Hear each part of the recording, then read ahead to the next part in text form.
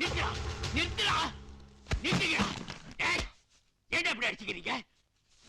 அத நான் சொல்றேன். நம்ம வீட்டுக்கெல்லாம் வராதவங்க அங்க போய் கலாட்டா பண்றாங்கன்னா என்ன அர்த்தம்? நாம குடும்பம் நடத்துறோம். அங்க யோ அந்த பொண்ணை பார்த்தா அப்படி தெரியலையா? அது எப்படி தெரியும்? ஊருக்கு ஒதுக்குப்புறமா ஒரு வீட்டை புடிச்சு கிளவிய பாதுகாப்பா வச்சுக்கிட்டா தொழில் நடக்குதுன்னு தானே அர்த்தம். இந்த காலத்துல யார் நல்லவங்க யார் கெட்டவங்கன்னே தெரியலையே. பொண்ணு தனியா இருந்துச்சுன்னா எல்லாரும் மாதிரி எனக்கு சபலம் வரதான் செய்யும். நீ ஒழுங்கா குடும்ப நடத்தணும், நான் ஏன் உள்ள போடுறேன்?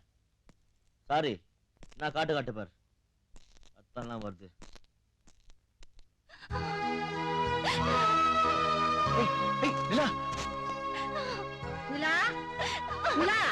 கண்ணே ஏமா அழுகுறா? அழாதம்மா.